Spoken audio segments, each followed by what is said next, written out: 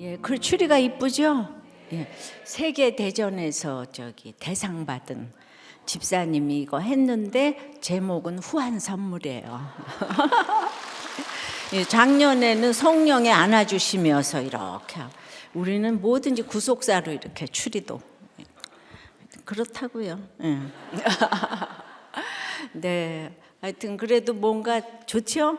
네.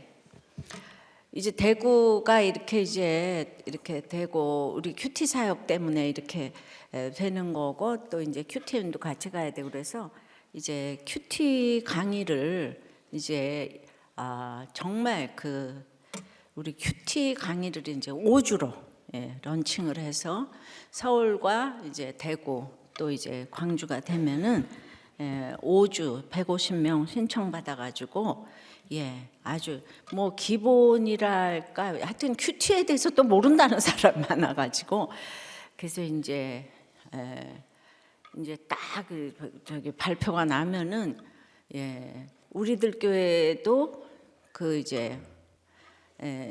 대상이 되니까 1분 만에 마감될까봐 미리부터 이제 월요일 날 5주 이제 언제 딱 디데이 하면은 신청하셔가지고 큐티를 다시 한번 이렇게 항시로 이제 그 큐티 그 강의가 우리들 교회가 큐티 하는 교회인데 그런 다 안다고 생각해가지고 안 했는데 그걸 이제 유수한 강사가 이렇게 돼가지고 할 거니까 하여튼 월요일 날 5주 시간 이렇게 비웠다가 딱 하면 신청하세요. 월요일 10시부터 12시까지 할 건데 딱 그 참석 인원은 150명을 한정해서 이제 할 거니까.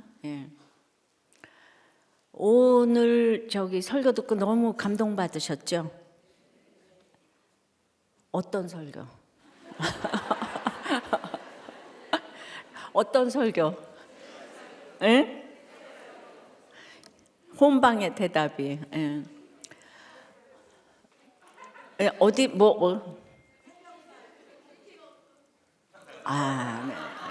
큐티노트가 저기에서 오늘 조명 그 권사님 설교는 우리들 교회 모든 걸 이렇게 보여준다고 생각을 하고 법조계에서도 지금 우리가 명성을 떨치고 있고 그 집으로 돌려보낸다는 그 교회 말이냐 이렇게 해서 진짜 호적을 물고 가라는 그거에 대해서 여러분들은 나중에 너무 자괴감이 들잖아요. 내가 17년을 이렇게 기다렸는데 결국 이혼으로 근데 이제 마지막에 반드시 돌아오시리라고 믿고요. 그런데 얼마나 그 법조인들을 너무나 그냥 영향을 끼쳤어요. 기독교인들은 이래야 된다라는 거. 그리고 아무 조건이 없이 예배 4번에 모든 걸 다 포기했잖아요. 레아가 우리들 교회에 있네요. 왕레아. 근데 여러분들 오늘 아볼로라고 이제 우리는 그렇게 하니까 히브리서 저자 아볼로 시각에도 예수 그리스도는 7장에 반드시 유다에게서 온다고 써놨어요. 예수 그리스도는 반드시 유다에게서 온다고 그랬는데 오늘 말씀에는 유다를 언급 안 하고 이제 요셉을 언급했잖아요.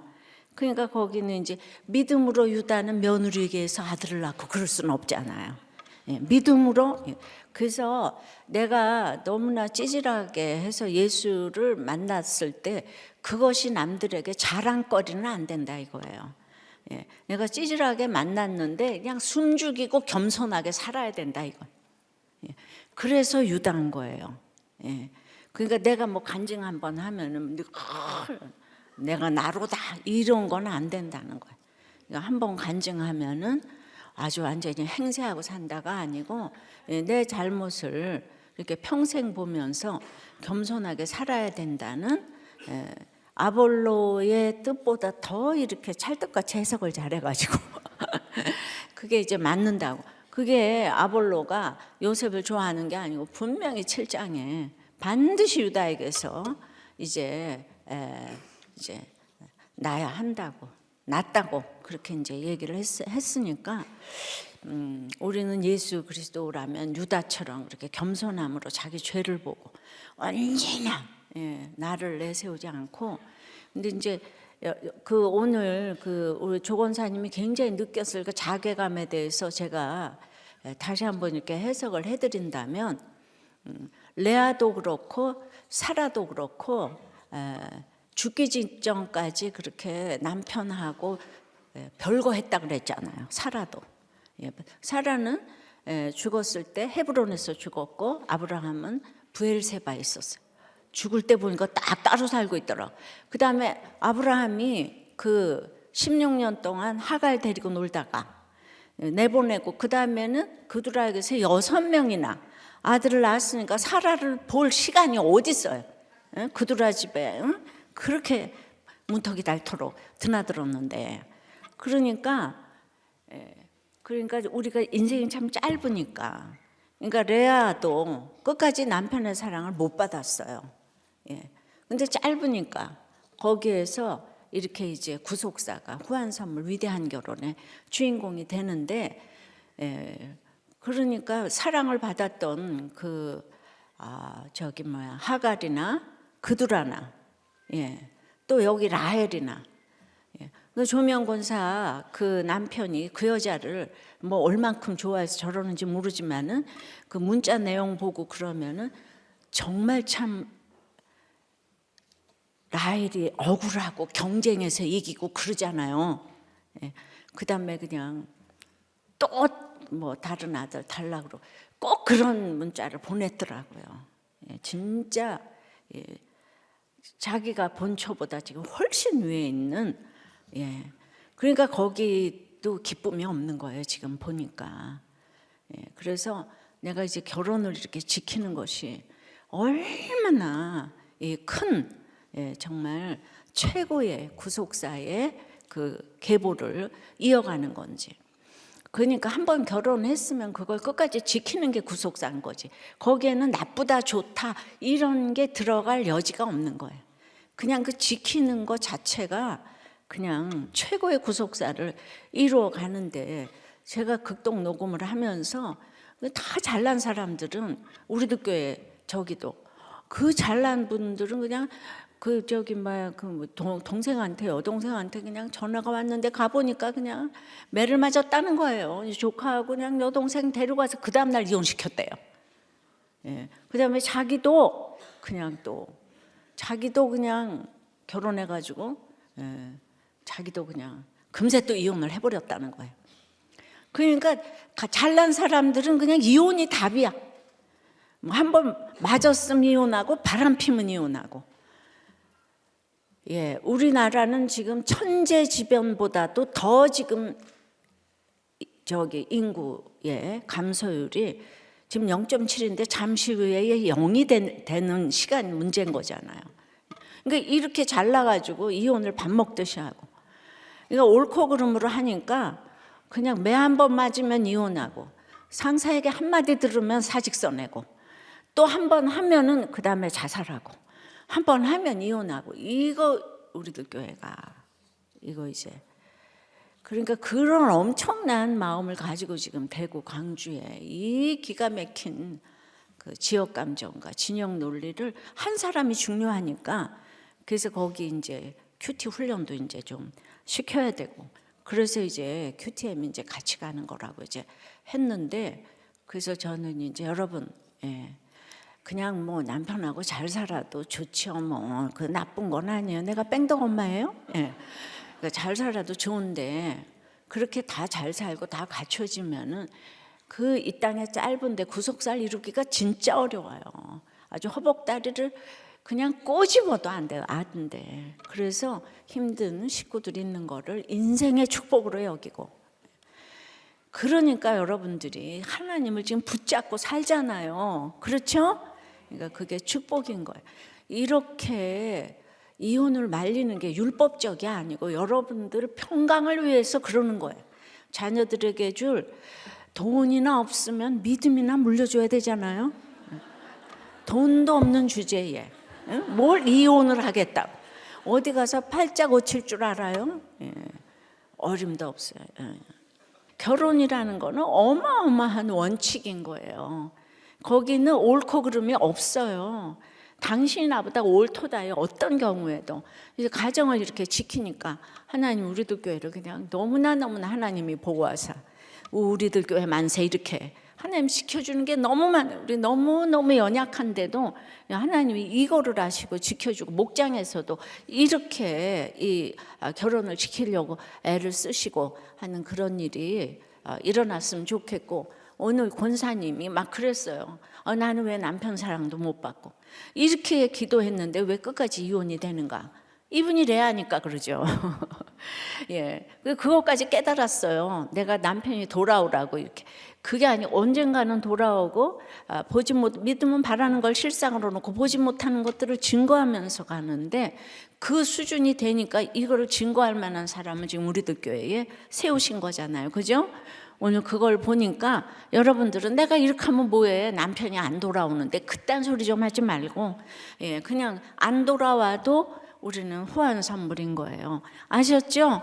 예, 그래서 오늘은 김은성 목사님, 예, 그냥 어디 아파서 좀 이제 쉬시다가 다시 등극하신 김은성 목사님과 박재수 장로님의 설교와 말씀 듣겠습니다. 하나님 아버지, 자격 없는 죄인이 주님 앞에 섭니다. 이 시간 나는 죽고 오직 주님만 사는 시간 되게 하옵소서. 듣겠습니다. 말씀하여 주옵소서. 예수님 이름으로 기도합니다. 아멘. 네, 반갑습니다. 네, 저는 2년 전에, 정확히 2년 전에 우리들 교회에 부임하여서 청년부를 섬기다 지금은 휘문 영아부를 섬기고 있는 목이 길어 슬픈 목사 김은성 목사라고 합니다. 노천명 시인의 이 사슴이라는 시의 첫 구절은 이렇게 시작합니다. 모가지가 길어서 슬픈 짐승이여. 그런데 사실은 사슴보다 목이 길어 슬픈 짐승은 바로 기린입니다. 아시다시피 기린은 이렇게 목이 엄청 긴데, 목이 길기 때문에 일찍 죽는다고 합니다. 목이 긴 만큼 이 심장에서 머리까지 이 혈액을 보내기 위해서 평생토록 고혈압인 상태로 살기 때문이라고 합니다. 저도 기린처럼 이렇게 목이 길다 보니까 단명하지 않을까 쓸데없는 걱정을 하기도 했는데요. 그런데 제가 가진 진짜 문제는 기린처럼 이 육적인 목만 긴 게 아니라 영적인 목도 길고 뻣뻣하다는 것입니다. 성경에서 구약의 이스라엘 백성을 지칭할 때 쓰는 표현 중에 하나가 목이 곧은 백성입니다. 저도 이스라엘 백성처럼 목이 곧은 목사였습니다. 오늘 본문은 히브리서 9장 1절에서 10절 말씀으로 제목은 성소로 가는 진정한 길입니다. 이렇게 목이 뻣뻣했던 제가 어떻게 성소로 가는 진정한 길을 찾았는지 말씀을 통해 한번 살펴보도록 하겠습니다.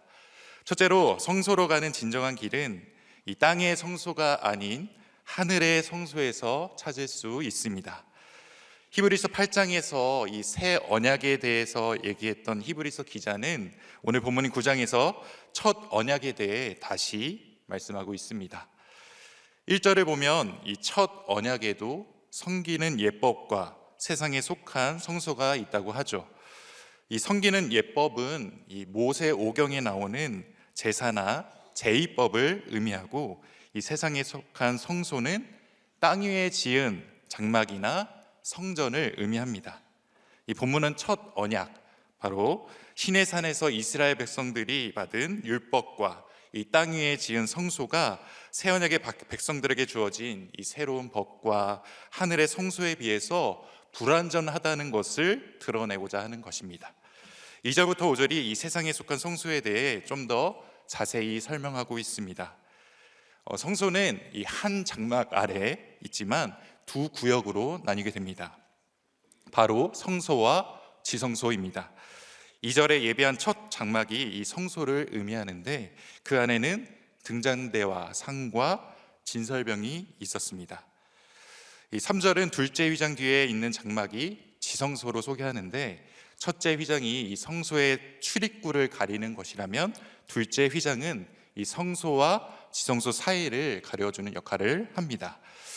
이 지성소 안에는 금 향로와 언약궤가 있었는데 이 금 향로는 본래 지성소가 아닌 성소에 위치해 있던 기물이었습니다.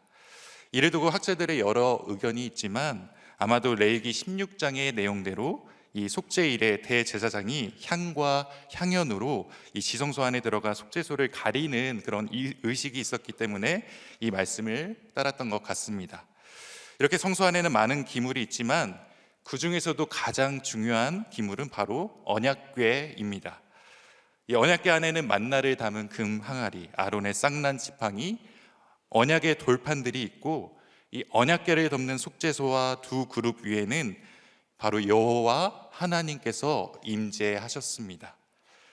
그런데 히브리서 기자는 이 성소와 지성소한 기물 하나하나를 자세히 설명하지 않고 낱낱이 말할 수 없다고 합니다.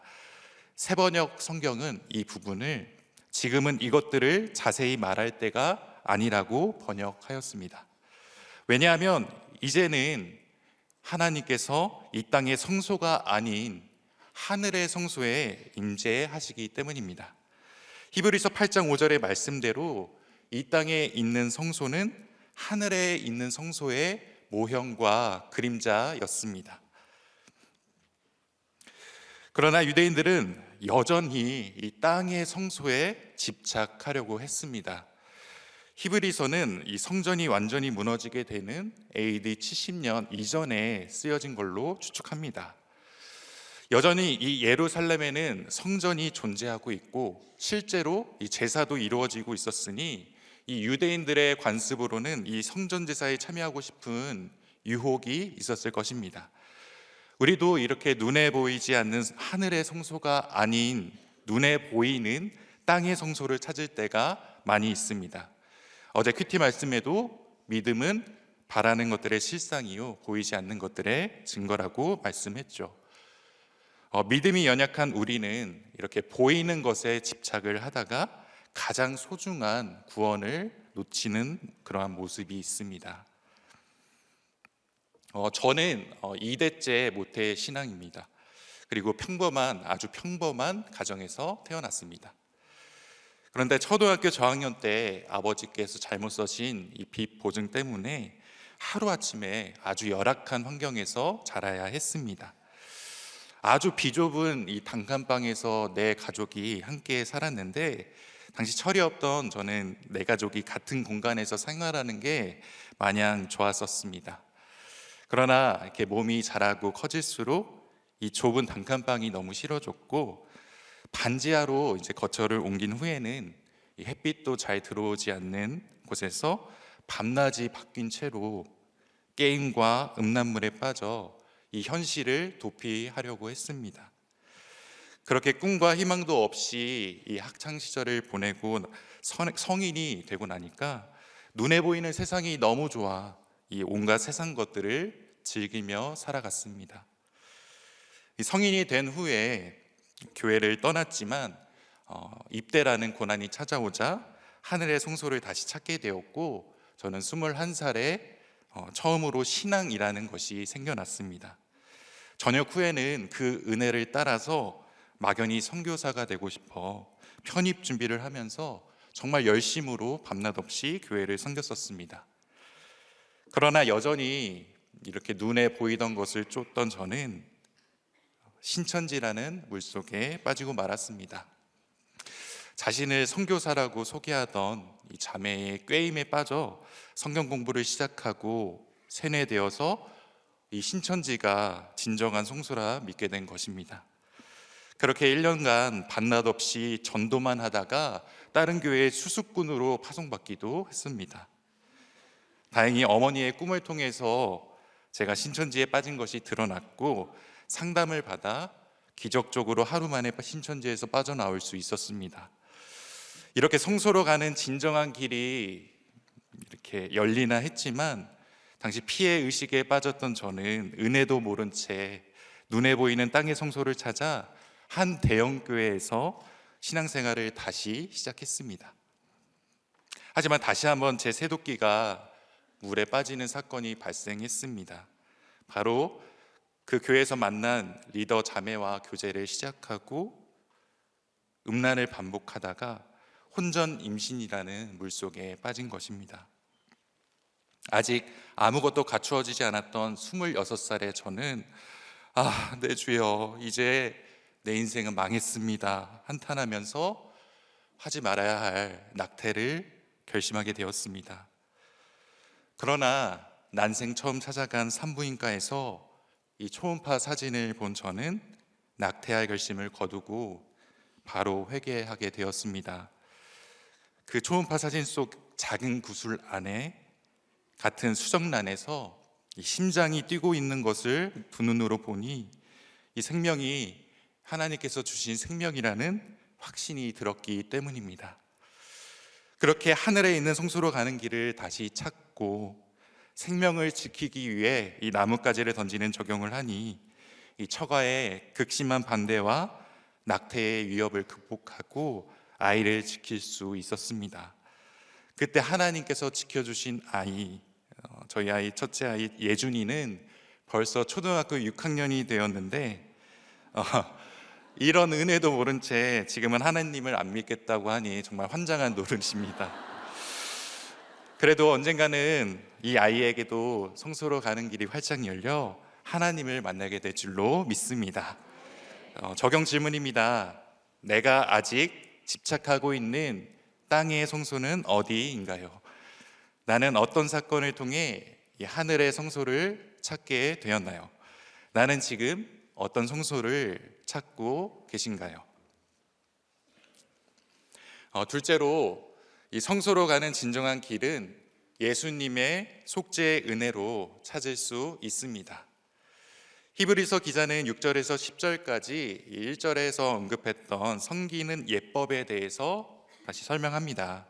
6절에 이 모든 것을 이같이 예비하였다고 하는데 2절부터 5절의 성소의 모든 구성은 이 첫 언약의 말씀대로 준비하였고 마찬가지로 이 섬기는 예식 또한 첫 언약의 말씀대로 그대로 따랐습니다. 첫 번째 장막인 성소에 들어가서 섬기는 자들은 제사장이었는데 레위인 중에서도 이 아론의 자손들로 구성된 제사장들은 매일 성소에 출입하여서 아침 저녁으로 이 등잔대를 깨끗이 하고 금향로에 불을 붙였으며 매주 한 번 이렇게 진설병을 바꾸는 일을 하였습니다. 그런데 두 번째 장막인 이 지성소에는 오직 대제사장 홀로, 그것도 1년에 단 한 번만 들어갈 수 있었습니다.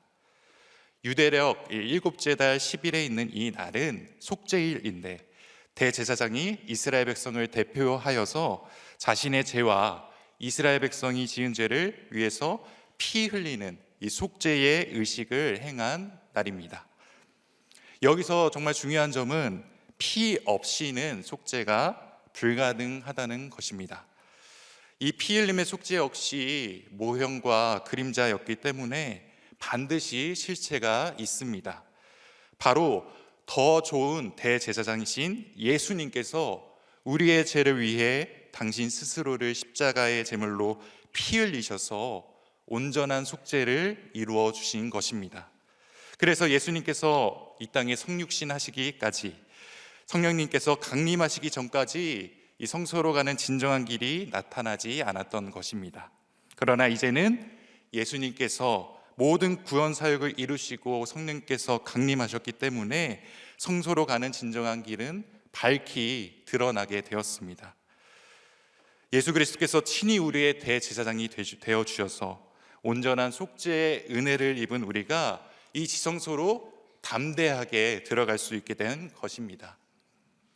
그러나 이 유대인들은 이 은혜를, 속죄의 은혜를 잊어버리고 다시 과거의 대제사장을 찾아 첫 언약으로 돌아가고자 했던 것입니다.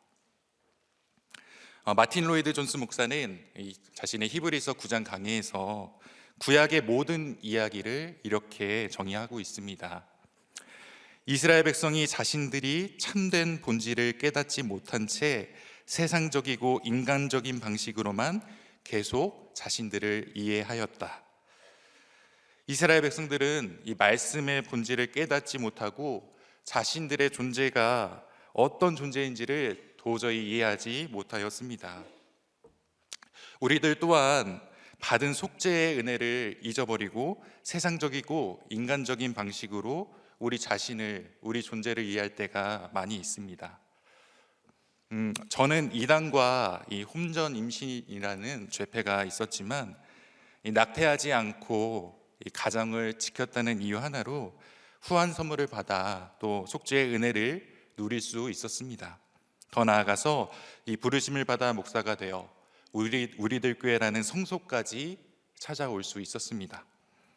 그러나 지난 5월부터 9월까지 이 5개월이라는 시간 동안 사역을 잠시 내려놓게 되는 일이 있었습니다. 제가 목만 긴 게 아니라 허리도 긴데요. 작년에 처음 발병했던 이 허리 디스크가 올해 4월에 완전히 파열되는 사건이 있었고 도저히 사역을 이어가기가 어렵게 된 것입니다. 정말 감사하게도 이 교회에서 배려해 주셔서 몇 달 동안 치료에만 전념할 수 있었고 잘 회복되어서 이렇게 복귀할 수 있었습니다. 그런데 이렇게 교회의 특별한 동정을 받고서도 제가 밑동 잘린 나무라는 그런 사실이 여지없이 드러나는 사건이 발생했습니다. 이렇게 긴 시간 동안 집에 누워서 이렇게 쳐누워 있게 되니 게으른 본성이 스멀스멀 올라오게 되고 받았던 그 은혜는 모두 잊어버리고 그동안 묻혀 있었던 아내와의 갈등이 수면 위로 올라오기 시작한 것입니다.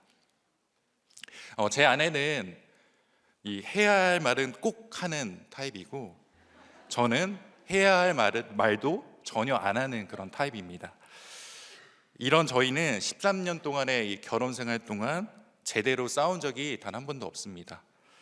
아무리 큰 갈등이 있어도 아내만 일방적으로 자신의 감정을 표출하고 저는 그냥 뒤로 도망갔기 때문입니다. 이렇게 참기만 하고 도망만 치던 저는 만성 우울증이라는 선물까지 받게 되었습니다.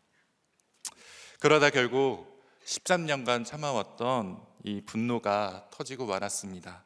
그것도 아내의 생일날에 터졌습니다. 아내가 퇴근하는 시간에 맞춰서 우리 아이들과 함께 깜짝 이 생일 파티를 하고 이제 다 마치고 잠자리에 들려고 하는데 아내의 그 지나가는 말이 비수처럼 제 가슴에 꽂히고 만 것입니다. 그 말은 요즘 여보가 무거운 짐처럼 느껴져 였습니다.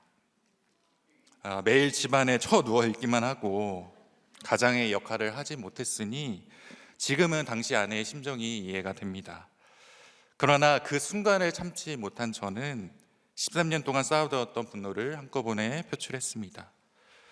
그때 제 입 밖으로 나온 첫 마디를 그대로 재현하면 그럼 이혼하면 되겠네 라고 나지막히 말했습니다.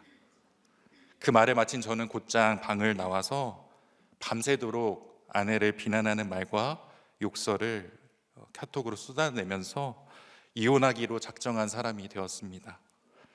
그날부로 아내와 단절한 채 별거에 돌입한 것이 13년 만에 아내에게 보여준 진짜 제 모습이었습니다. 저는 그동안 우리들 교회에서 귀가 닳도록 들은 이혼 절대 불가라는 말씀을 당시 잊어버렸습니다. 그리고 교회에서 누렸던 이 속죄의 은혜도 잊어버렸습니다. 이렇게 구속사의 은혜를 잊어버리니 보기보다 교만하기 짝이 없던 세속사의 모습으로 돌아가 버렸습니다. 그런데 이렇게 이혼 소동이 벌어지자 여지없이 그분들이 출동하셨습니다. 바로 사랑하는 저희 목장 식구들이 벌떼같이 달려들었습니다. 저희 목장에는 연례 행사처럼 가정법원에 가시는 집사님 부부가 계시는데 우리 모습을 좀 보라며 이혼을 정말 뜯어 말리셨습니다.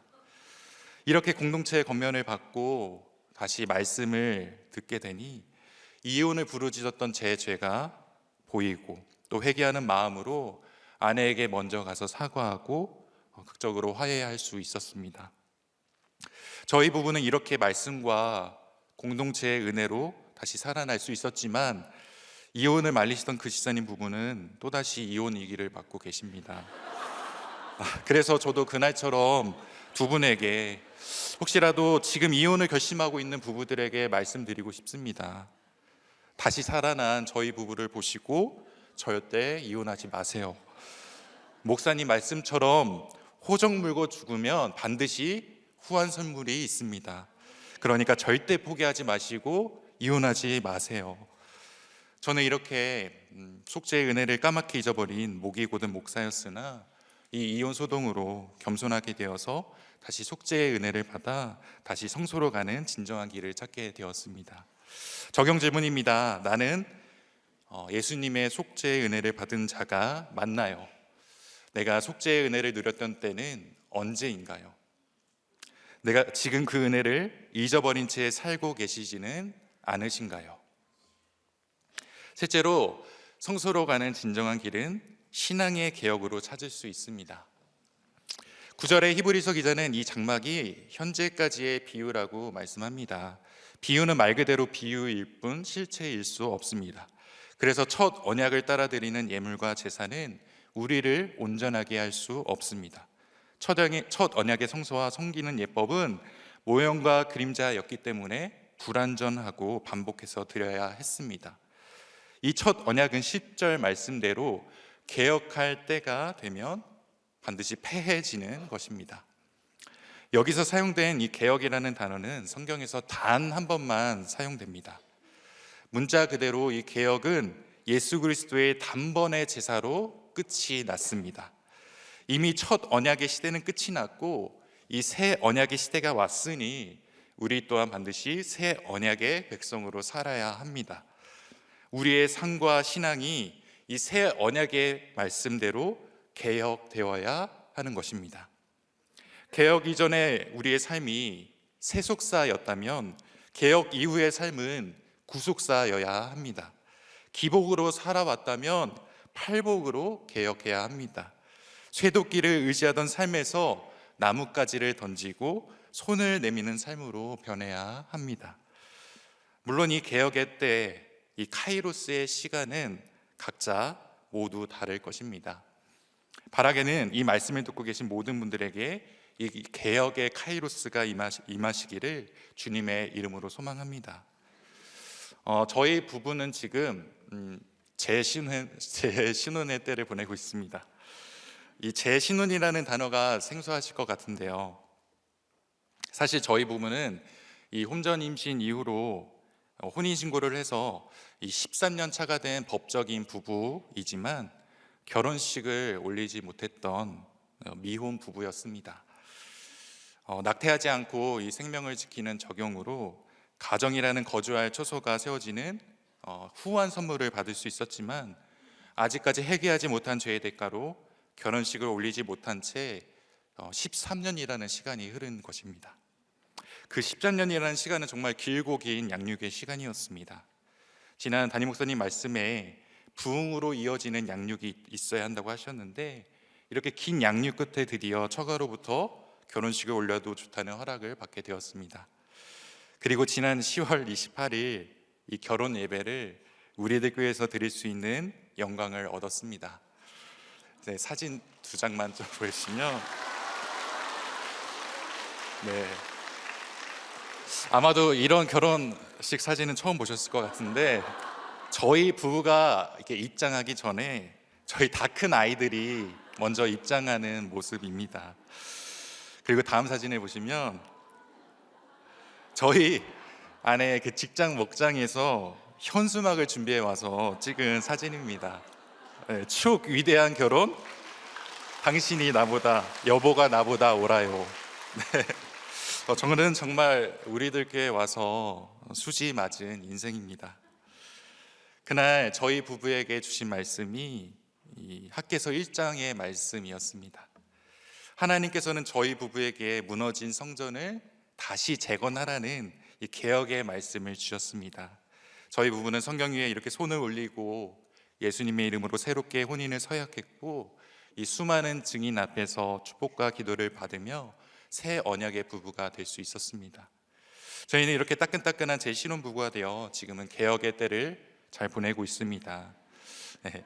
아내는 방금 전 현수막의 문구처럼 저를 더 이상 짐짝처럼 여기지 않고 남편으로 아직까지는 대해주고 있습니다.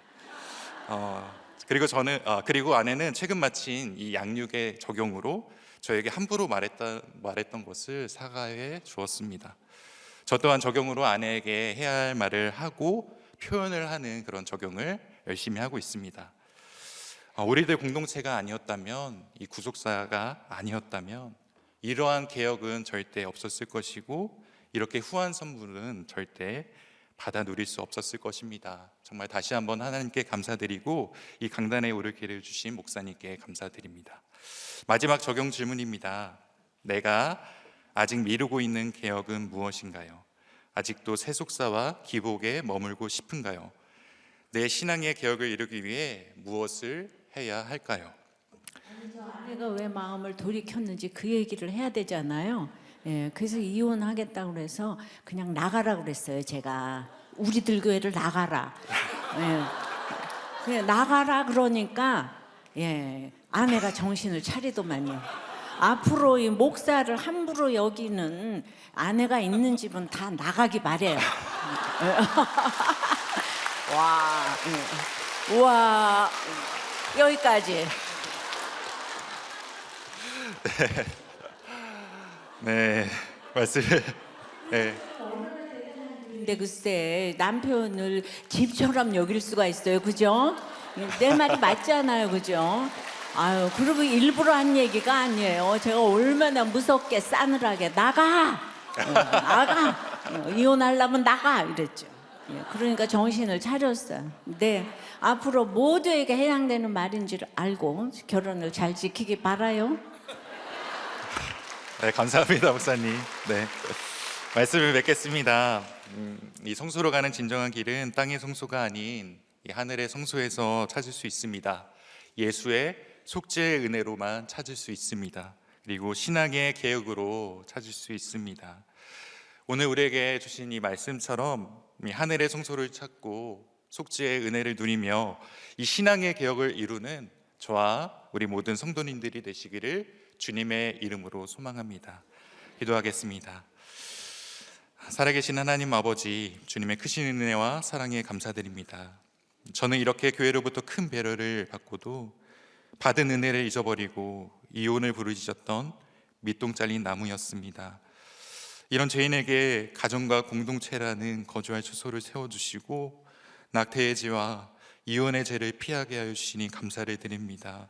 이제는 첫 언약이 아닌 새 언약의 백성이 되어 하늘의 성소를 찾고 속죄의 은혜를 누리며 신앙의 개혁을 이루어 맡겨주신 사역과 가정에서 맡은 일에 충성하는 종이 될 수 있도록 저와 우리 모두를 인도하여 주옵소서.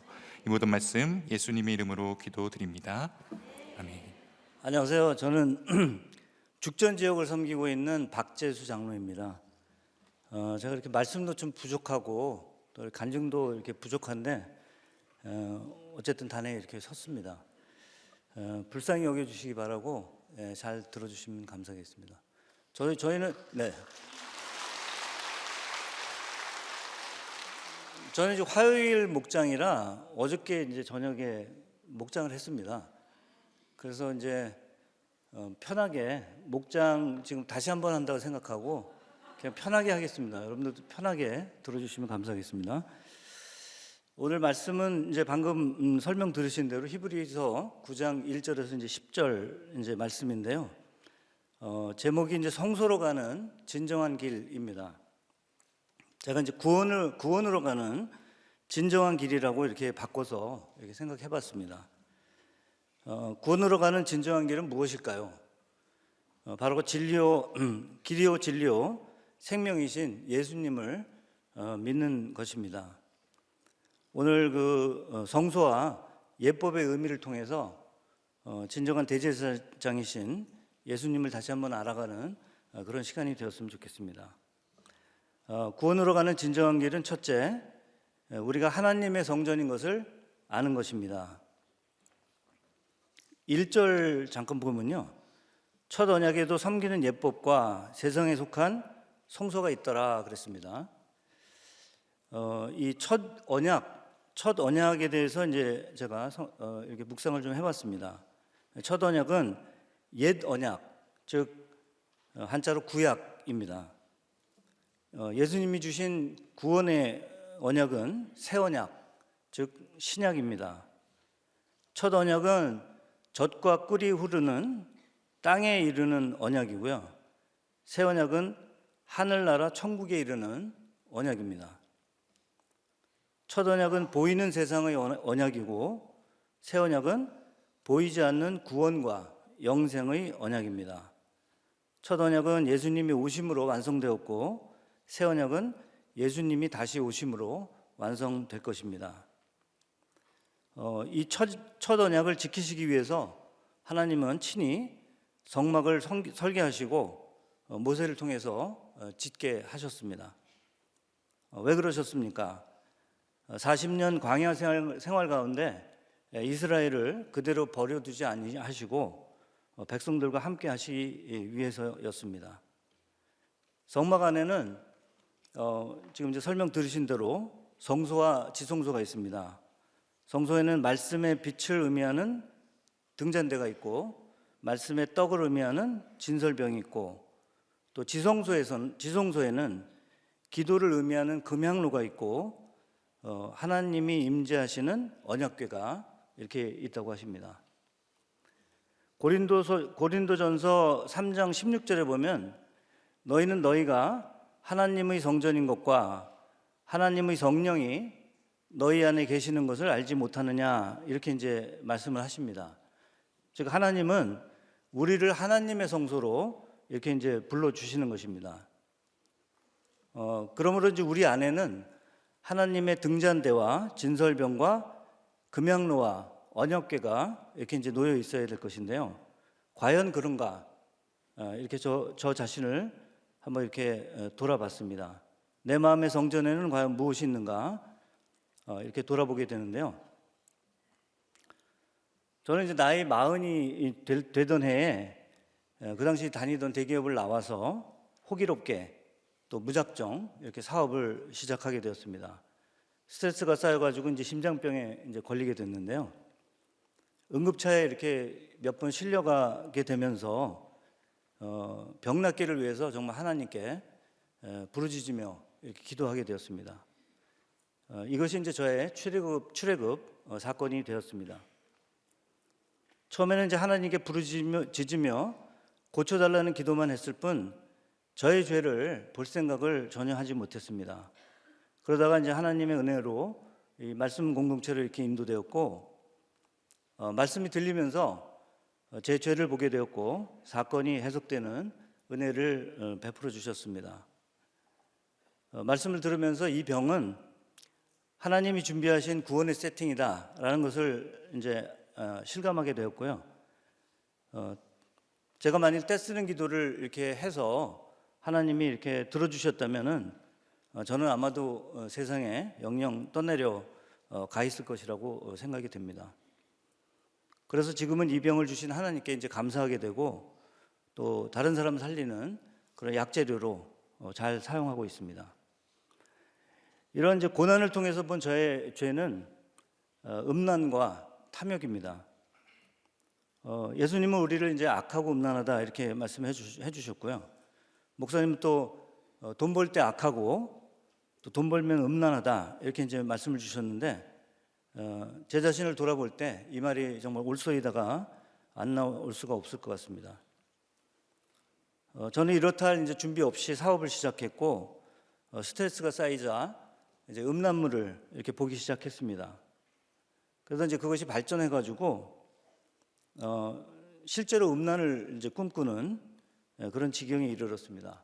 그래서 그 전에 다니던 직장에서 이제 알고 지내던 여직원이 있었는데요. 그 여직원을 이제 꿰내어서 바람을 피웠습니다. 예. 여기 권찰이 와 있어가지고 제가 그 호기심으로 이렇게 이제 시작한 관계인데 이게 이제 참 한 게 처음에는 이제 즐거웠습니다. 즐거웠는데 시간이 지나면서 이게 점점 괴로워졌습니다. 아마 이제 지금 바람 피시는 분들도 아마 비슷한 느낌일 거라고 저는 생각을 합니다. 네. 그래서 괴로움이 커져가지고 이제 더 이상 안 되겠구나 그렇게 생각이 들어가지고 있을 때 예수님이 이제 개입을 해주셔서 끝이 났다고 생각을 합니다. 제가 이제 그 상대방에게 편지를 썼습니다. 그래서 그 이제 골자는 뭐였냐면 나는 예수 믿는 사람이고 이거 이제 더 이상 안 되겠다 이제 이런 편지를 썼는데요. 근데 이제 그 상대방도 교회를 다니고 있었어요. 그래가지고 다행히 이제 제 편지가 이렇게 이제 읽혔던 것 같습니다. 그래서 이제 그 이후로 이렇게 끝이 났습니다. 그래서 이것이 이제 예수님이 이렇게 끝내주신 사건이다라고 저는 이제 해석을 하고 있습니다. 또 제가 이제 돈 욕심도 많아가지고 이렇게 큰 사건을 또 당한 적이 있습니다. 회사를 하고 있는데 어느 분이 다른 회사를 인수해 보면 어떻겠냐 이렇게 이제 유혹을 하셔가지고 그 당시에 이제 아내와 목장이 이렇게 얘기를 했는데 극구 진짜 반대를 했습니다. 근데 이걸 무시하고 밀어붙여가지고 그동안 이제 모아두었던 돈을 진짜 몽땅 이렇게 날린 적이 있습니다. 당시 제가 이제 좀 우스운 얘기인데 법정 스님의 무소유를 굉장히 심취해 있었고 또 주장하고 있었던 이제 저였습니다. 그래가지고 이제 막 이렇게 잘난 척하고 이제 그랬는데 이 돈을 날리니까 제 안에 있던 이 물욕이 한꺼번에 이렇게 쏟아져 올라왔습니다. 그래가지고 정말 초지금 상태로 좀 오랜 시간을 이렇게 이제 아까 목사님이 이제 쳐누워 계신다고 그랬는데 저도 진짜 정말 그 쳐누워 있을 정도로 그렇게 정말 심하게 이렇게 고통스러워했습니다. 심장병이 더 악화가 됐고 또 스스로 이게 참 희한한 게 스스로를 이렇게 고통으로 밀어넣는 그런 어떤 내적인 어떤 그 악이 있다는 것을 또 그때 경험하게 되었습니다. 그때 이제 거의 유일한 안식의 시간이 목장 나눔이었습니다.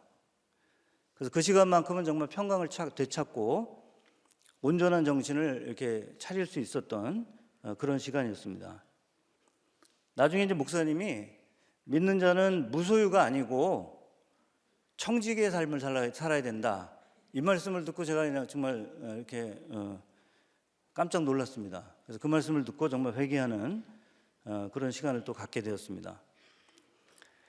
그래서 하나님의 이제 등잔대와 진설병과 금양로와 이제 언약궤가 있어야 될 자리에 육신의 정욕, 안목의 정욕, 또 이생의 자랑이 이렇게 자리 잡고 있었기 때문에 예수님이 이렇게 들어올 자리가 없었던 것 같습니다. 고난을 통해 가지고 예수님이 말씀으로 뚫고 들어와 주셔서 이제 간신히 정말 제자리로 이렇게 돌아오고 있는 그런 중입니다. 은혜를 베풀어 주신 주님께 정말 감사와 찬양을 올립니다. 구원으로 가는 진정한 길 두 번째는 예수 십자가의 희생이 있음을 아는 것입니다. 그 예법이 이제 나오지 않습니까? 그래서 성소에는 제사장이 이제 매일 가가지고 등잔불도 갈고 또 진설병도 갈고 이렇게 이제 하는데요. 이것은 이제 오늘날 우리가 매일 이렇게 이제 큐티하면서 말씀의 빛으로 우리의 죄를 보고 또 말씀의 떡으로 하루하루 이렇게 거룩하게 살아가는 그런 것과 같다고 할 수 있습니다. 지성소는 이제 대제사장이 1년에 한 번 들어가는데요. 속죄일에 수송아지의 피로 자기 자신을 위해 속죄를 하고 또 염소의 피로 백성을 위해 속죄를 해야 했습니다. 그래서 이 속죄에는 피 흘림이 없이는 안 된다고 하셨기 때문에 나의 속죄를 위해서는 누군가가 반드시 이렇게 죽어야 되는 것입니다. 바로 이렇게 해서 죽으신 분이 바로 이제 예수님입니다. 예수님은 십자가에 피를 뿌리시고 우리를 위해서 단번에 영원한 속죄를 이루셨습니다. 이를 깨닫게 하기 위해서 내 주위에 피를 흘리며 이제 거룩한 수고를 하는 그런 사람들이 있을 줄 압니다. 그것이 배우자일 수도 있고 또 자녀일 수도 있고 모두 나를 위해서 이렇게 수고하는 사람들입니다. 저는 이제 소심하고 겁이 많습니다. 그리고 신경이 좀 예민해서 환경의 영향을 또 많이 받는 그런 사람입니다. 경쟁을 별로 좋아하지 않고 나 홀로의 평안을 누리려는 그런 성향이 강합니다. 또 이기적인 성향이 강해서 손해 보고는 못 사는 이제 그런 또 성격이 있습니다. 그러다 보니까 제 자신을 이렇게 방어하려는 그런 이제 방어 기제를 이렇게 이제 공고하게 이렇게 만들어 왔습니다. 그래서 예를 들어서 이제 일상에서 여러 가지 규칙들을 그렇게 이제 만들어 가지고 주위 사람들을 이렇게 괴롭히는 일을 많이 했습니다. 그래서 권찰이 이제 저에게 하는 말 중에 이제 가장 흔한 말 중에 하나가 뭐냐면 규칙 좀 만들지 말라고. 매일 이렇게 규칙을 만드니까요. 네. 그래서 이제 결혼을 하고 나서 이제 가장이 되니까 이 가부장적인 규칙들을 이제 계속 만들어댔습니다. 그래가지고 이제 저는 또 이제 아내를 이제 처음에 생각하기를 내가 이제 벌어 먹이는 사람이다. 그래서 이제 내 마음대로 이렇게 할 수 있는 종이다. 이렇게 이제 생각을 했습니다. 그래가지고 이제 여러 가지 정말 쓸데없는 규칙들을 만들어가지고 괴롭혔습니다. 예를 들면 이제 남편의 말에 절대 복종, 뭐 일식 삼찬, 예, 와이셔츠는 매일 빨 것, 집안일은 아내가 하고 바깥일은 남편이 한다. 통금 10시. 예, 그 아내가 이제 가끔 이렇게 친구를 만나러 나가잖아요. 그럼 10시가 되면은 제가 이제 막 전화를 합니다. 뭐 10통, 20통 전화하고. 지금은 안 해요. 지금은 옛날 얘기입니다. 지금 얘기가 아니고 옛날에. 예. 지금도 이제 권찰이 그 원망하는 그 사건 중에 하나가 그 통화가 그때 이상하게 안 됐나 그랬어요. 연락이 안 돼가지고 제가 이제 그 약속 장소를 간 겁니다. 죄송합니다. 예. 그래가지고 거기 옆에서 있었어요. 갑자기 주눅이 드네. 죄송합니다. 하여튼 그 정도로, 예, 그 정도로 하여튼 아내를 이렇게 옥죄고 이런 일을 제가 이렇게 했었습니다. 예. 그리고 밥 먹을 때 소리 내지 말라. 예. 그래서 목장 처음에 갔는데 이제 밥을 주셨어요. 그래서 이제 조금 늦게 가가지고 저희만 따로 이렇게 밥을 먹었거든요. 둘이서 이렇게 먹는데 권찰이 잠깐 쩝쩝 소리를 내는 거예요. 그래서 소리 내지 말라고, 인상을 쓰면서 소리 내지 말라고. 그때 이제 권찰님이 그걸 보셔가지고 저를 아주 그냥 이제 그때부터 이제 제대로 파악을 하신 거죠. 예. 심지어 이거 좀 말하기가 좀 그런데 TV 시청 이거를 이제 제한한다고 코드를 이제 끊어버린 적도 있었습니다. 예, 대단했습니다. 하여튼. 예. 그렇게 이제 아내를 이렇게 옥죄고 이렇게 윽박지르고 또 고집대로 안 되면 이제 이렇게 네. 주먹으로 꼴밤을 때리기도 하고 그런 일이 있었습니다. 비난이 지금 쇄도하고 있는데요. 이럴 줄은 몰랐습니다.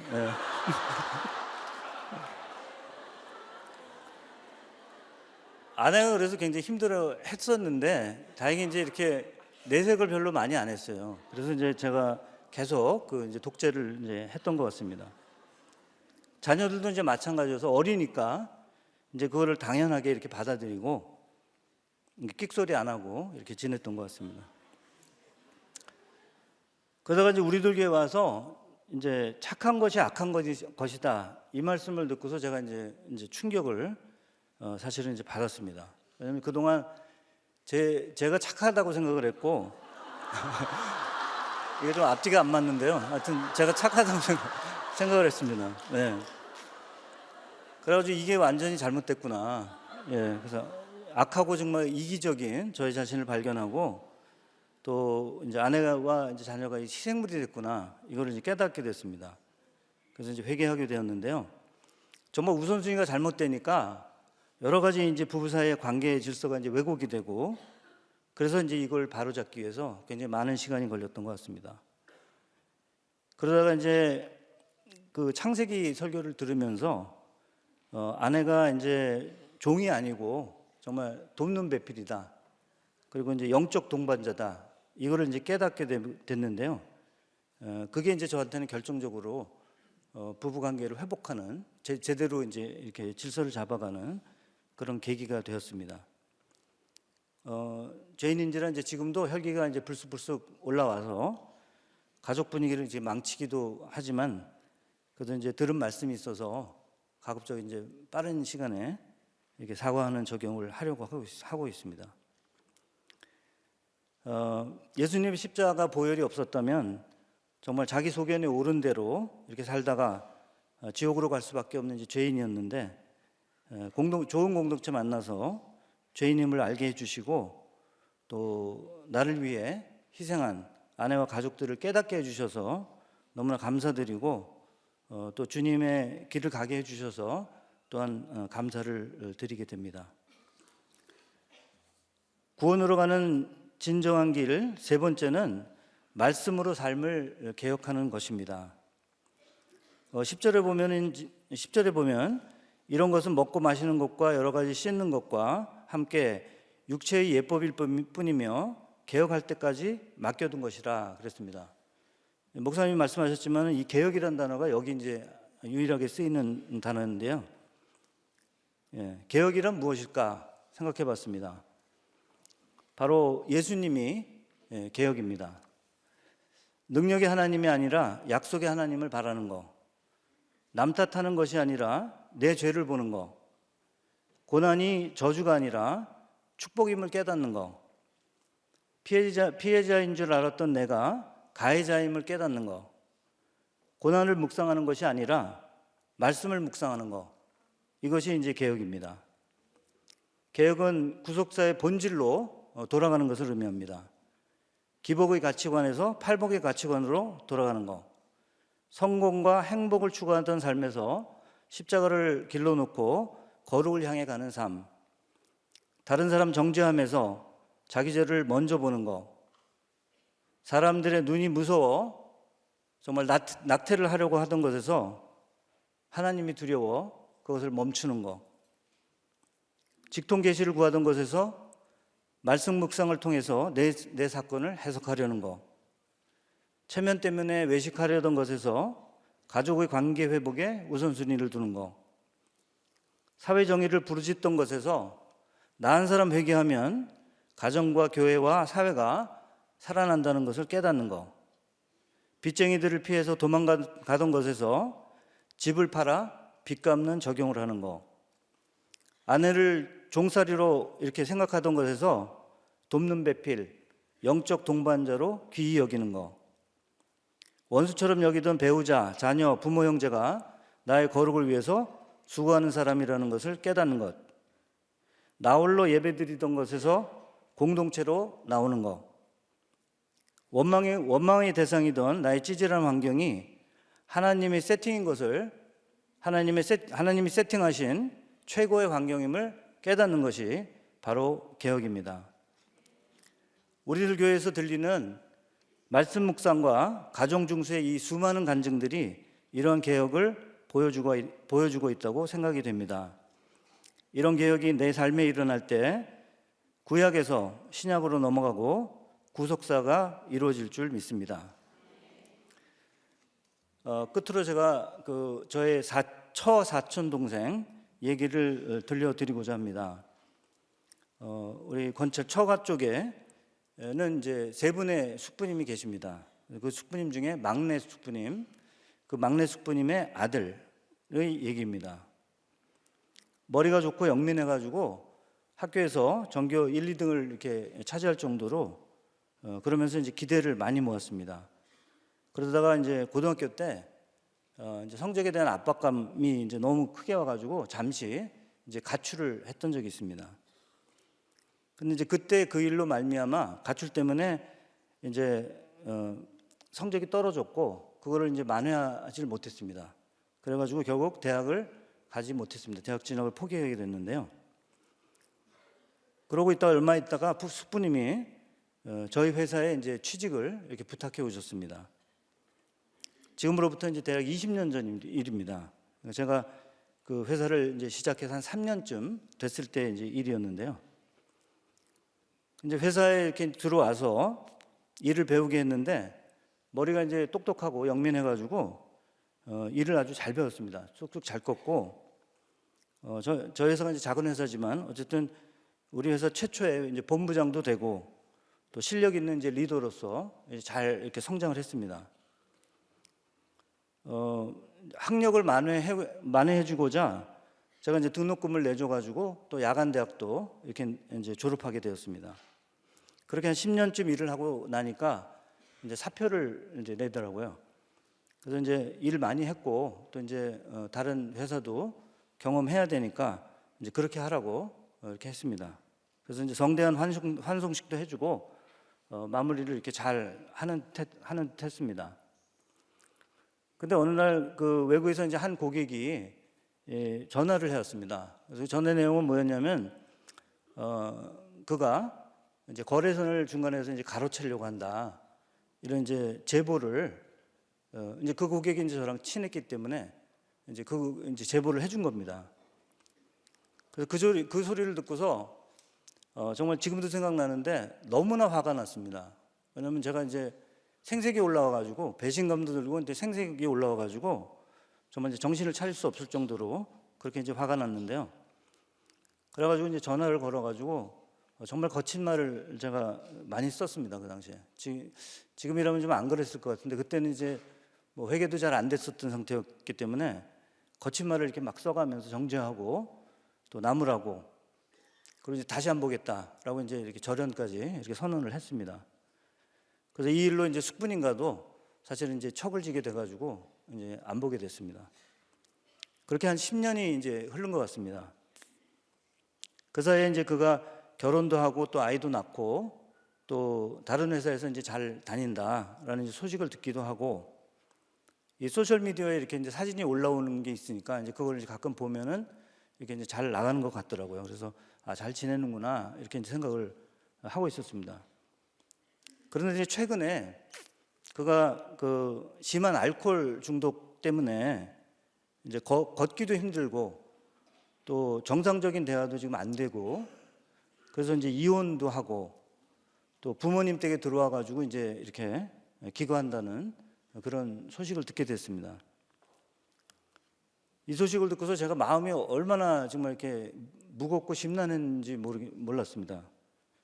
왜냐하면 이제 혹시라도 10년 전에 제가 했던 그 이런 여러 가지 거친 말들이 혹시라도 그것 때문에 스트레스가 쌓여서 스트레스를 받아서 그렇게 됐으면 어떻게 했을까 하는 그런 이제 자책감이 들었기 때문입니다. 알코올 병동에 이제 입원해 있다는 말을 듣고서 숙부님께 이제 전화를 드려가지고 면회를 이제 함께 좀 가시자고 이렇게 했습니다. 그래서 경기도 이제 어느 숲속에 있는 이제 병원에 이제 이렇게 찾아갔습니다. 찾아가서 보니까 얼굴이 이제 굉장히 많이 수척하더라고요. 그리고 당연히 이제 정상적인 대화가 이렇게 되지를 않았습니다. 저는 이제 말씀을 전할까 하고 이렇게 이제 갔었는데 저는 이제 그럴 상황이 아니어서 대화 이제 몇 마디 나누고 발길을 돌려야 했습니다. 그래서 이제 돌아오는 길에 숙부님 이제 운전을 안 하시기 때문에 이제 차를 같이 타고 갔거든요. 그래서 한 30분 정도를 이렇게 이제 같이 이렇게 타고 왔는데 거기에 이제 저랑 또 숙부님 앉으시고 뒤쪽에 이제 권찰이랑 숙모님 앉아 계시고 이렇게 네 분이 이제 같이 오게 됐는데 제가 이제 옆에 있는 숙부님을 이제 한번 봤어요. 그래서 이제 얼굴을 뵙고 이제 그 숙부님의 인생을 한번 이렇게 생각하게 되었습니다. 예. 그래서 이 숙부님은 젊은 시절에 사업을 크게 하셨습니다. 섬유 사업을 크게 하셨는데 부도가 나가지고 수십 년 동안 이제 일을 못 가졌습니다. 그래서 남자들이 이제 일이 고난이기 때문에 이제 큰 고난이 있으셨는데 이제 아들까지 이러니까 정말 낙담이 굉장히 크시겠구나 이런 이제 생각을 하게 됐습니다. 이분은 이제 스카이 대학 정외과를 나와가지고 정말 패기만만하게 또 청혼의 꿈을 안고 이렇게 사업을 시작하셨는데 사업 실패로 오랜 시간 좌절을 겪으시고 이제 노년에 아들 문제까지 이렇게 안게 됐으니 정말 얼마나 마음이 괴로우실까. 그런 또 이렇게 체휼이 되었습니다. 그때 체휼이란 말이 맞는 것 같습니다. 이렇게 좀 공감이 되더라고요. 그래서 제가 이제 차 안에서 숙부님께 이제 제가 들은 말씀, 이제 우리 목사님 말씀을 이렇게 요약해서 이렇게 전달을 했습니다. 숙부님, 저도 지금까지 살아오면서 행복과 성공이 다인 줄 알았습니다. 그래서 심장병이 걸리도록 치열하게 살아왔습니다. 그런데 인생의 목적이 행복이 아니라 거룩이라고 하시니 기가 막혔습니다. 숙부님도 얼마나 치열하게 살아오셨는지 제가 잘 압니다. 이제 인생의 목적을 거룩에 두시고 한번 살아보시면 어떠시겠습니까? 숙부님도 아시다시피 제가 얼마나 인생의 방황을 많이 했습니까? 제 소견에 오른 대로 살려고 하다 보니까 방향을 잡을 수가 없어가지고 정말 많은 방황을 했습니다. 그런데 좋은 말씀 공동체를 만나고 말씀을 듣다 보니 저의 인생의 방황에 종지부를 찍게 되었습니다. 숙부님도 인생의 방황이 많으셨는데 말씀 공동체에 오셔서 인생의 방황에 종지부를 찍으시면 참 좋겠습니다. 숙부님, 이 말씀이 정말 받아들이시기 어려우시겠지만 문제는 없고 문제 부모만 있다고 이렇게 하십니다.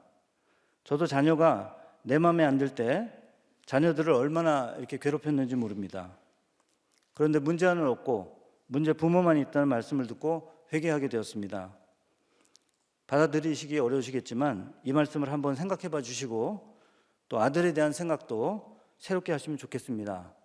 우리들 교회에 오셔서 말씀 한번 꼭 들어보시기 바랍니다. 이렇게 이제 말씀을 드렸습니다. 자존심이 워낙 이제 세시고 의가 강하셨기 때문에 별 기대 안 하고 이제 말씀을 드렸는데요. 숙부님이 이제 다 들으시고 교회를 강요하지는 말라.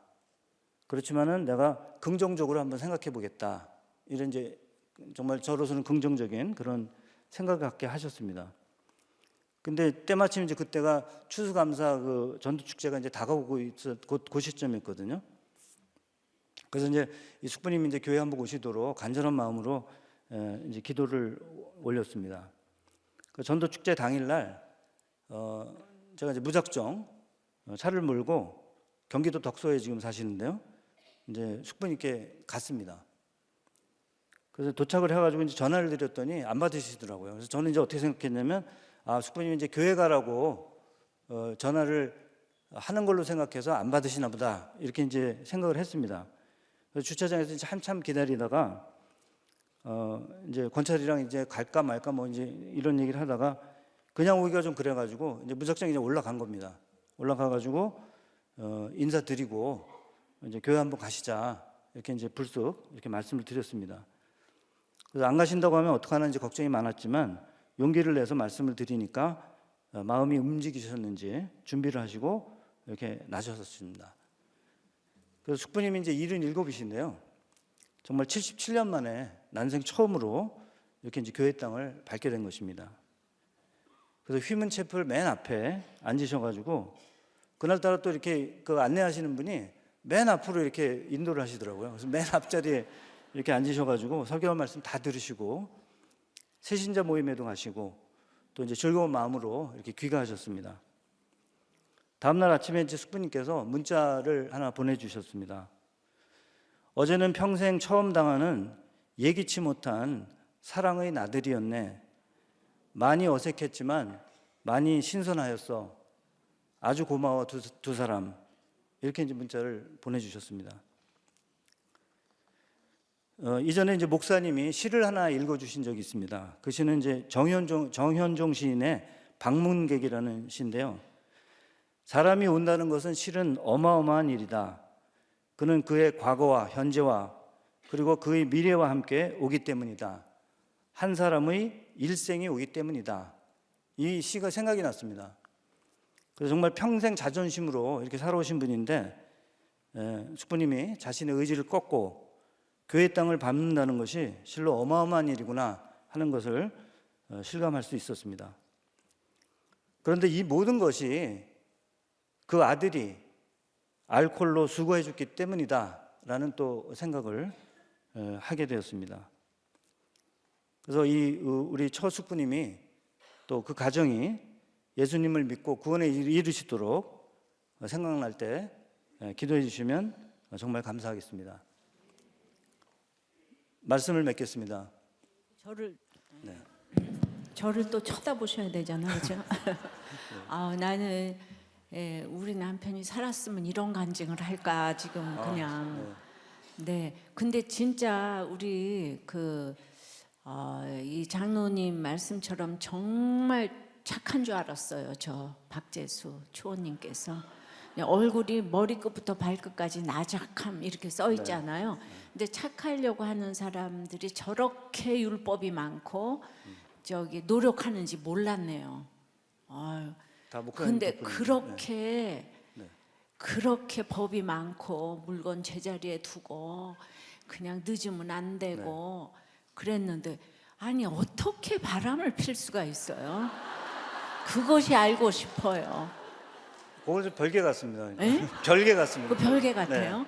나는 우리 남편이 바람 핀다는 건 지금도 상상을 못 하겠는데 우리 장로님 보니까 그것까지 펴주고 갔으면 아주 그냥 참 좋았을 텐데 그 옥에 티가 돼가지고 우리 남편이 바람까지 펴주고 갔으면 내가 완벽했을 텐데 참 유감인데 여기 대신 이렇게 지금 펴주는 사람이 있구나. 사람은 예외가 없는 것 같아요, 그죠?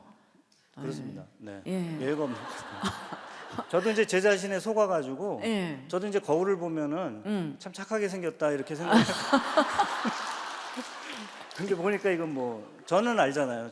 이제 얼굴은 착해도 제 뒤가 이제 얼마나 이제 이렇게 아니 착하게 살려고 노력을 했지 자기가 이렇게 악하고 음란하다 이런 생각을 해본 일이 없겠죠. 이게 저기 예수가 안 들어가니까. 네네네. 근데 그렇게 했기 때문에 이 권찰님이 훨씬 그 상실감이 큰 거였어요. 네. 워낙 의로운 척을 하니까. 그러니까 워낙에 예수 믿기 전에는 완전히 저쪽 그 좌쪽에 속하지 않았어요. 비판이 많으니까. 뭐 그러지는 않았던 것 같은데요. 어떻게 그러진 또 않았어요. 어떻게 또 그렇게 됐습니다.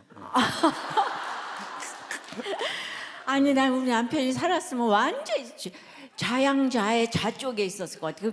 날마다 이 불쌍한 사람이 최고고 가난한 사람이 최고고 나오기만 하면은 자기가 부잣집 아들인데도 그렇게 부자를 욕하고 밤낮 그랬는데 난 같은 사람이 여기 있는 줄 알았더니 또 그건 아니에요. 저도 그러니까 이제 권찰이 이제 이렇게 친구 만나러 나가서 좀 저녁 늦게 들어오면 이제 제가 뒤쫓아가고 그랬다고 그랬잖아요. 그게 이제 제가 구리니까 제가 이제 밤에 어떤 생활을 하는지 아니까 그러니까 이제 그게 너무 싫었던 겁니다. 근데 우리 남편은 구리지도 않았는데. 그러니까 저는 다른 사람이니까요. 아니 내가 지금까지 본 중에 제일 오늘이 재밌어요. 아유, 정말 재미없는 분 아니에요? 정말 재미없습니다. 네. 그런데 재미없는데 이렇게 재밌는. 그러니까 우리들 교회 오면 정말 재미없어도 저렇게 재밌어진다니까. 그러니까 말씀이 우리를 재밌게 하는 것 같아요, 진짜. 그건 맞습니다. 네. 구속사가 개혁이야. 그러니까 장로님이 개혁이 된 거야 지금 보니까. 네네. 그러니까 저 장로님 목장에 다 아낌없이 다 가세요. 저렇게 재밌잖아요, 그죠? 재미가 너무 있네요. 오늘 보니까 감사합니다. 순발력도 너무 있으시고, 예. 그런데 제가 어저께 보니까 이렇게 보이스피싱을 하는데 그 검찰에서 아주 검찰의 그 목소리로 홈페이지를 다 보여주고 그 다음에 못 믿겠으면 112에 전화를 해라. 그 전화를 하면 거기서 받는다는 거예요. 그 보이스피싱 119 전화를 해도. 그러니까 뭐 이렇게 들어가서 뭐 하나만 클릭을 하면 그게 악성 앱이 순식간에 깔린답니다. 그래가지고 글쎄 서울대 교수가 10억을 보이스피싱을 당했다는 거예요. 얼마나 그럴듯했으면 당했겠어요. 그래가지고 무슨 1,400억을 지금 고위 관료들한테 그거를 이제 했다 그러는데 그거 한번 좀 분석 좀 해보세요. 그 사람들이 왜 그렇게 당했는지. 제가요? 예.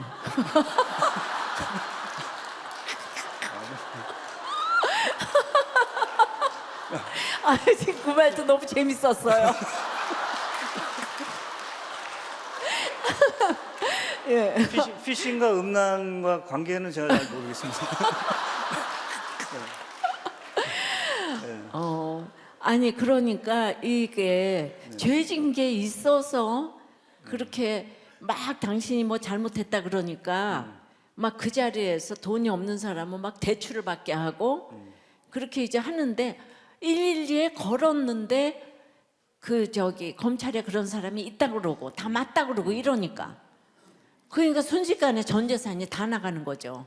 왜냐하면 명예가 큰 사람들이니까. 명예를 지키기 위해서는 전 재산을 지금 버려도 되는 거라. 그러니까 인간이 우리가 죄 없는 사람이 없잖아요.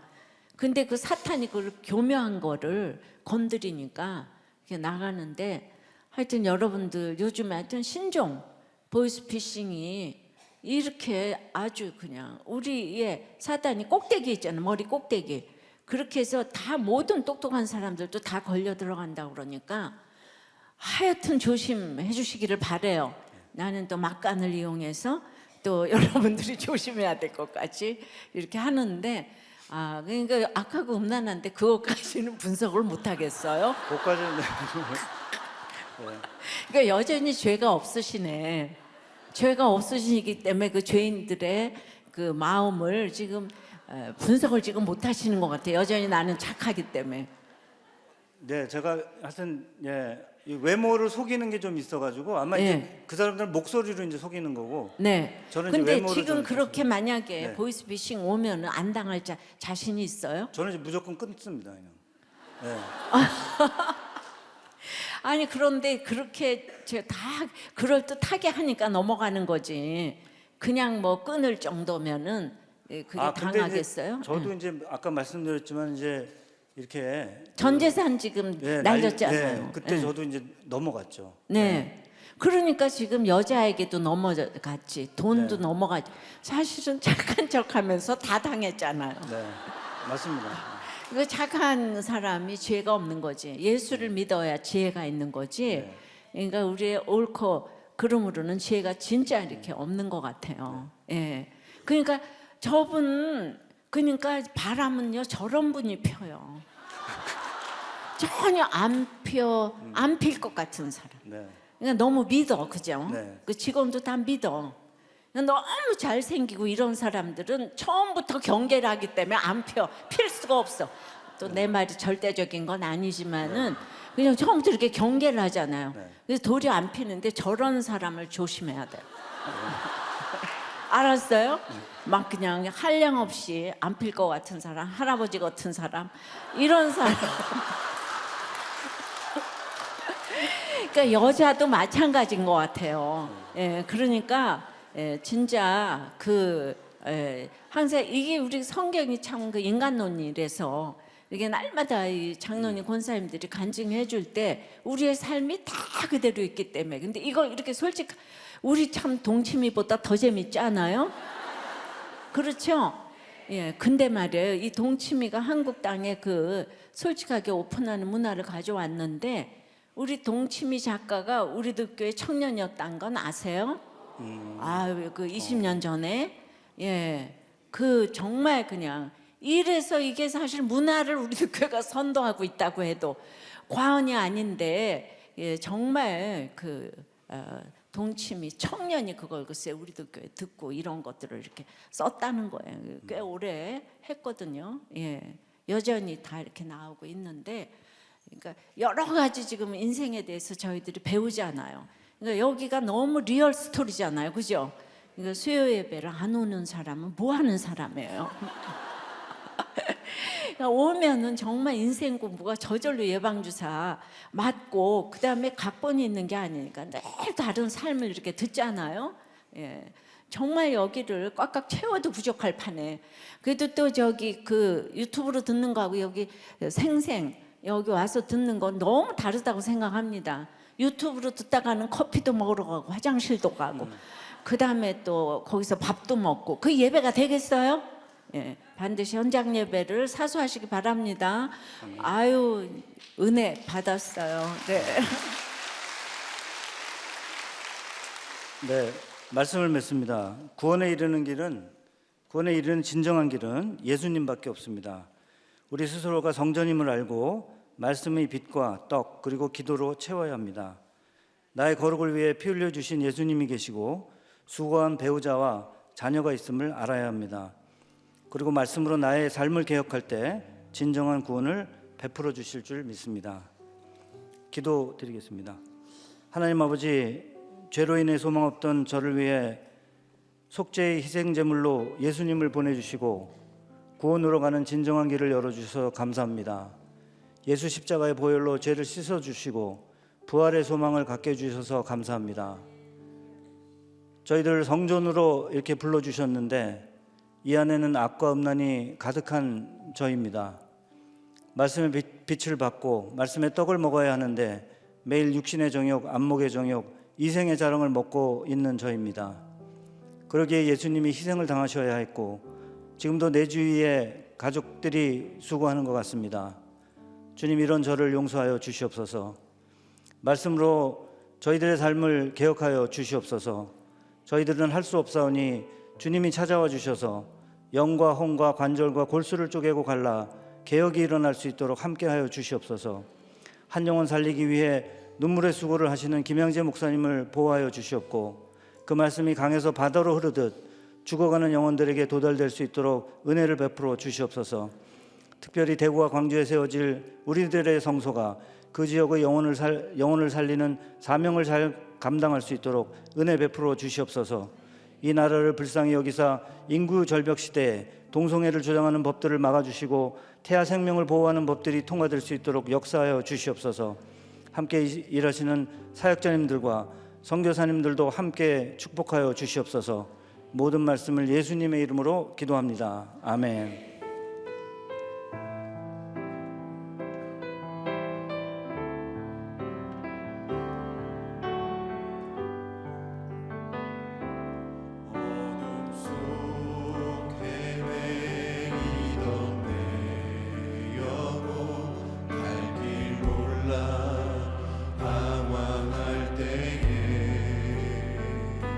주의 십자가 영광의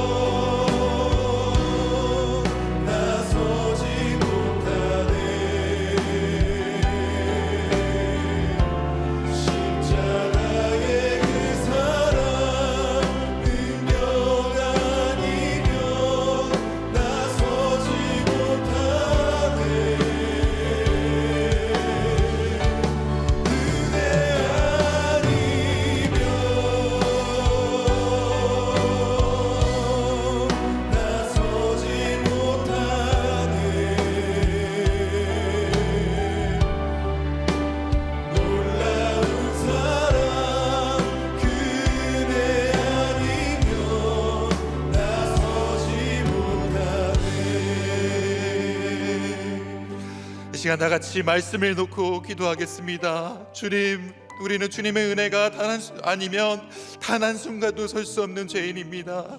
주님, 우리는 여전히 옛 것을 쫓고 옛 모습으로 돌아가려고 하는 완악한 모습이 남아 있습니다. 주께서는 너무나도 확실한 구원의 은혜를 우리에게 보여주셨음에도 우리는 아직도 무언가 부족하다며 구원의 은혜를 너무나도 쉽게 잊어버립니다. 주여, 우리의 완악함과 연약함을 불쌍히 여겨 주옵소서. 더 이상 땅의 것을 찾는 것이 아닌 하늘의 것을 찾는 우리가 되게 하여 주옵소서. 우리를 위하여 십자가에 피 흘리신 대제사장 예수님의 속죄의 은혜를 잊지 않게 하옵소서. 세속사가 아닌 구속사, 기복이 아닌 팔복의 개혁을 이루게 하옵소서. 우리 모두가 성소로 가는 진정한 길로 가게 해달라고 다 같이 주님의 이름 한번 부르고 동성으로 기도하겠습니다. 주여,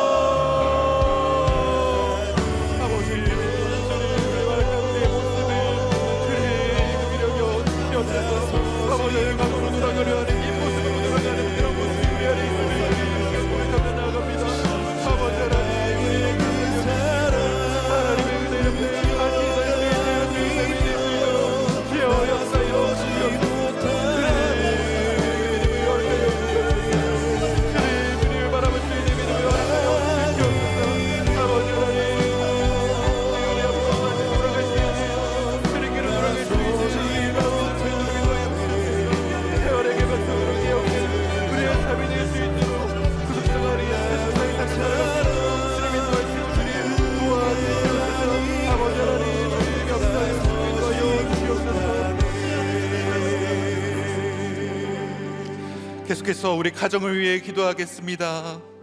주님, 우리 가정 안에 여전한 고난이 남아 있습니다. 이혼 위기에 놓인 부부가 있고 음란으로 낙태하려는 청년이 있으며 마음이 아파 생을 마감하려는 자녀들이 있습니다. 주여, 다 말할 수 없는 우리 가족들의 아픔을, 우리 가정을 보듬어 주옵소서. 주님, 오직 영혼 구원과 오직 거룩을 위해 가정을 지켜내게 하옵소서. 가정은 지킬 만한 가치가 있음을 깨닫게 하여 주옵소서. 우리의 가정을 살려달라고, 이혼의 위기에서 건져달라고, 도저히 사랑할 수 없지만 사랑할 수 있는 힘을 달라고 다 같이 주님의 이름 한번 부르고 다 같이 기도하겠습니다. 주여,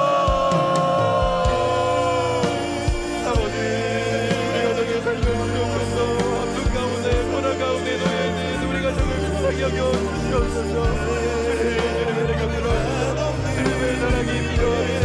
사랑을 주님도 마음을 하여 주시고 아버지를 주님의 주님께서 맡기신 가정을 살려 주시옵소서. 주님의 가정을 살릴 수 있는 믿음을 허락하여 주옵소서.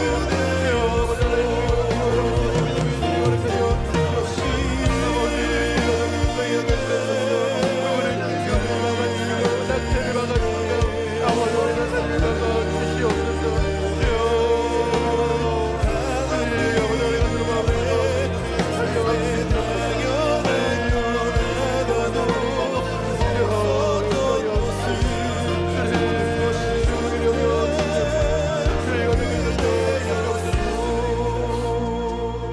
마지막으로 우리나라와 교회 열방을 위해 기도하겠습니다. 주님, 이제 본격적으로 큐티 목회가 강에서 바다로 나아가려 합니다. 이를 위해 앞장서서 목숨 걸고 사역하시는 담임 목사님의 영육을 건강하게 하여 주옵시고 그 사역 위에 기름을 부어 주옵소서. 모든 교회의 지체가 한마음으로 이 구속사 사역에 동참할 수 있는 믿음을 허락하여 주옵시고 특별히 새로 세워지는 대구와 광주 초소를 주께서 친히 세우시사 악한 사단막이 틈타지 않게 하여 주옵소서. 인구자백으로 사라질 위험에 있는 우리나라를 불쌍히 여겨주시고 사망의 법들이 아닌 생명의 법들이 세워지게 하여 주옵소서. 이 온 세상 가운데 넘쳐나는 전쟁을 속히 끝내달라고 우리 교회와 나라 열방을 위해 새로 세워질 대구와 광주 초소를 위해 마지막으로 주님의 이름 한번 부르고 다 같이 기도하겠습니다. 주여,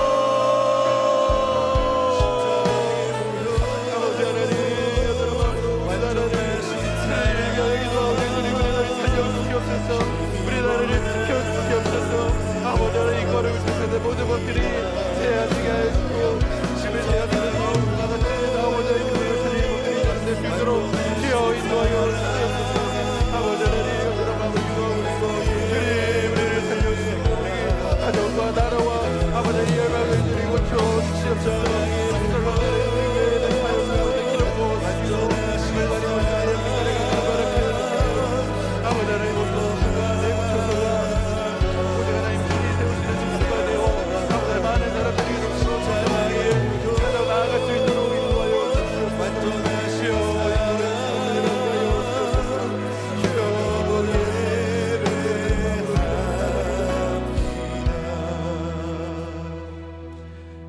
살아계신 하나님 아버지, 주님의 크신 은혜와 사랑에 감사를 드립니다. 저는 청년의 때 이단과 음란이라는 죄에 빠져 심판받아도 할 말 없는 죄인이었습니다. 그럼에도 불구하고 예수님께 속죄의 은혜를 받고 공동체로부터 큰 사랑을 받았으나 목이고다 이혼을 부르짖은 가망 없는 죄인임을 고백합니다. 이런 죄인에게 거주할 처소를 거두지 않으시고 다시 기회를 주셔서 이 세연에게 백성이 되게 하시니 감사밖에 드릴 것이 없습니다. 이제는 그 은혜를 힘입어 참된 개혁을 이루고 작게나마 약재료로 쓰임받는 인생이 되게 하여 주옵소서. 주님, 우리 가정을 지켜주시고 이혼, 이기와 질병, 자녀 고난으로 신음하고 있는 우리 가정들을 살려 주옵소서. 우리들 교회를 붙들어 주옵시고 오늘도 한 영혼을 위해 목숨 걸고 애통해하시는 담임 목사님의 영육간의 강건함을 허락하여 주옵소서. 강에서 바다로 나가는 구속사 사역에 기름 부어 주옵소서. 특별히 대구와 광주 성소로 가는 길을 닦아주셔서 구속사의 걸음이 멈추지 않도록 붙들어 주옵시고 해묵은 지역 갈등 또한 사라지게 하옵소서. 이를 위해 모든 사역자들이 한 마음으로 동역해 하여 주옵시고 각지에서 섬기시는 선교사님들의 안위와 사역을 지켜 주옵소서. 주님, 인구 절벽의 위험 앞에 있는 우리나라를 불쌍히 여겨주시고 사망을 부추기는 법이 아닌 생명을 살려내는 법들이 제정되게 하옵소서. 이를 위해 그 한 사람, 그 한 위정자를 세워 주옵소서. 지금도 세계 곳곳에서 일어나는 전쟁과 분쟁들이 속히 종식되게 하옵소서.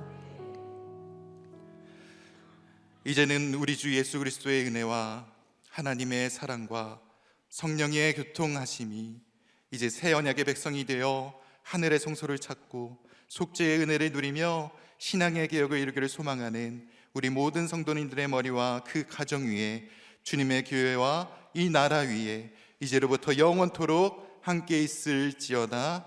아멘.